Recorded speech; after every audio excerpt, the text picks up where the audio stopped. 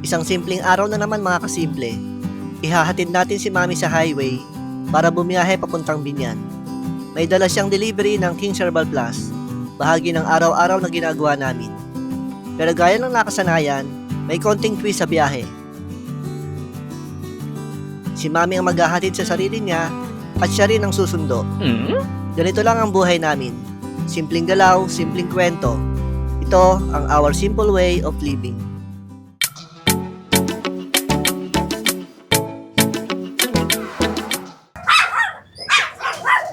Samahan niyo ako mga kasimple na samahan si Mami na ihatid ang sarili niya. Gagawa ulit ng record tong si Mami mga kasimple. Anong record? Ihahatid mo ang sarili mo, saka susunduin mo ulit ang sarili mo mamaya. Pero dyan na lang sa terminal lang sundo mamaya. Dito sa LBC. Oo. Pero ngayon, ihahatid mo ang sarili mo dyan sa Katapatan. Sa highway. Sa highway pa? Oo. Aba, maasenso na yung sarili mo ha. Ay, ikaw nga, Centro Mall. Hindi ka na nag-ano? Sa bus stop mismo talaga. Aba, maswerte ka nga eh. Tapos ang pocket money mo, 1,000. Ako, 100 lang. Saan ka pa noon? Eh malapit lang, platero ka lang. Nagdi-deliver lang si Mami, yan yung di-deliver mga kasimple, nasa likod. Order ng customer, bayad na yan kasi eh. Doon yan I-deliver sa na aming lang. place. Sa place ko yan. Sa the best i-deliver. Oo. Hindi naman to papuntang Katapatan ha, papuntang LBC to eh. Magpapa-LBC ka ba? nagbago na isip ko. Bakit? Doon naman na lang ako hatid sa sa mamatid sa Banlik. Sa Banlik na lang? Oo, ayaw ko napapagod ka. Papagod ka, lahi-lahi ng Katapatan. Tinamaan ng magaling. Pagka-deliver mo, saan pa ang ruta mo? Wala na, uwi na. Uwi ka na? Susunduin mo ulit ang sarili mo dito sa terminal na. Diyan na lang sa LBC. Sunduin mo ako. Ikaw ka susundo sa sarili mo? Ako ba susundo? Oo. Ay, di sabay mo na LBC mamaya pag susundo mo, pagpunta mo sa akin. Ikaw lang nakakagawa nyo. Walang ibang nakakagawa nyo. Ikaw lang. Era ulo. Hatid at sundo yung sarili niya. Si Tob Tob. Nakakulong, baka wala mo pagdating. Napakabait kasi nung aso mo eh. Kumabay ka, sasama ko yun. Kaya laging nakakulong. Laging tumatakas. Eh, yung nanay din naman pwede sa garahe eh. Tumatakas din eh. Kuha ng kuha yung amo niya eh. Walang kamalay-malay, nasa labas na yung alaga. Oh, saan ka galing? Ano nangyari? Ba't ako naging driver? Hindi ako sinipat ng kausap ko. Ha? Kanina ikaw driver ah. Magic yung magic. Ba't biglang naging ako? Tapos ikaw na ulit. Magic, nangyari? magic nga.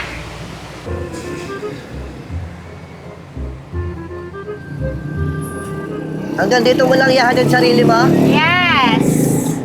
Tapos sasakay ka na lang ng jeep. Antay mo ako sumakay. Ano? Antay mo ako makasakay. Yes. Bye-bye. Bye-bye. I-deliver na si Mami. Bye-bye, Mami.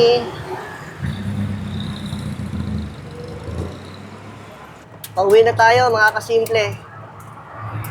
I-deliver na ni Mami yung order ng customer. Tapos, antay na lang natin ang tawag niya para susunduin naman natin siya dun sa may terminal ng tricycle. Lapit dun sa LBC. Dito na tayo dadaan sa may San Isidro para hindi na tayo babalik. Traffic kasi kanina nung palabas kami. Nandito na tayo sa San Isidro. Kakanan na tayo dito para makabalik tayo sa bahay.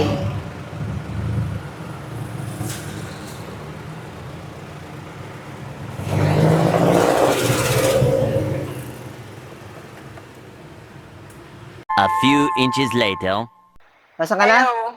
Saan? SM. SM. Yung details ng customer nandun sa sinet ko na doon sa LBC. Lisa, yun ba yung pangalan no? Yung nasa abroad yung nag-order. Chat mo na lang, maingay, hindi ko maintindihan. Sige. Chat ko. Okay. Okay, sige. Chat mo bye. ako pag- Bahay ka na ba? Bahay ka na? Yes. Chat mo ako pag Okay. nandun ka na. Sige. Sige, bye-bye. Ay, bye-bye. A little later. Hello. Na-deliver mo na? Tapos na, di ba sabi ko sa'yo, hindi ka nagbabasa, naranasin mo na. Sige, ingat ka Andito pa uwi. na ako sa kanto. Susunduin mo sarili mo dito sa terminal, ha? Chat mo ako. Sa LBC? Pag susunduin mo na sarili mo, chat mo ako. Sige, sakay na ako, jeep. Sige, bye-bye. Ingat ka. Okay, bye-bye, okay. 1 hour later.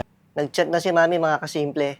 Tricycle na siya galing do sa highway. Papasok dito sa terminal ng tricycle naman dito sa ating subdivision.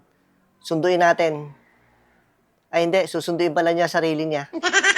Tara mga kasimple, samahan natin si Mami habang sinusundo niya yung sarili niya.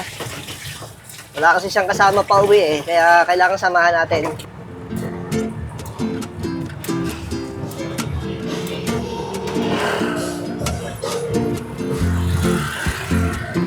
Dito na lang siguro natin antayin si Mami sa may LBC.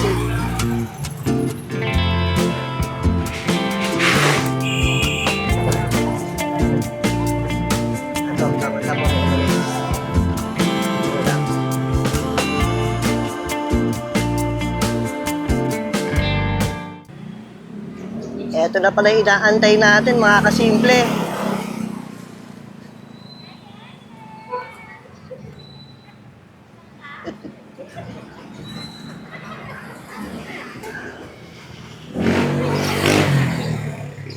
Kala ko, doon ka dadaan. Akala ko din mali pala. Ayan na, mga kasimple, legit. Sinundo na ni Mami yung sarili niya.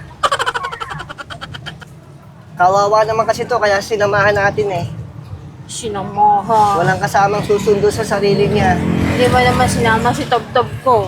Wala ko si Top mo, may ginawang kabulastugan. Ano? Pagdating ko, pinakawalan ko, sabi ko, para enjoy siya doon sa terrace. Aba, maya-maya nawala. Tumakas na naman. Ay, nahanap kasi ako noon.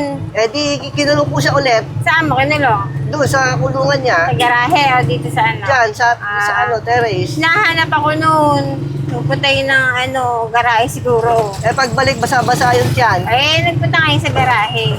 Kinulong ko ulit. Ayun, nakakulong hanggang ngayon. Wawa naman. Malapit nang maihatid ni Mami ang sarili niya. Eh, may sundo pala. Nandito na kami sa May Creek. Masusundo na ni Mami ang sarili niya. At maihahatid na ulit sa bahay. Ang galing talaga nito si Mami. Siya lang nakakagawa nun. Walang ibang pwedeng gumawa nun.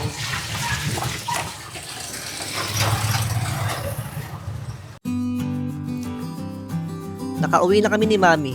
Nasundo na niya ang sarili niya. Pagdating sa bahay, may isang hindi mapakali sa tuwa. Si Toby, laging handang sumalubong. Walang engranding ganap, isang simpleng hatid, isang maayos na pagsundo. Maraming salamat sa pagsama sa amin, mga kasimple. Dito sa Our Simple Way of Living.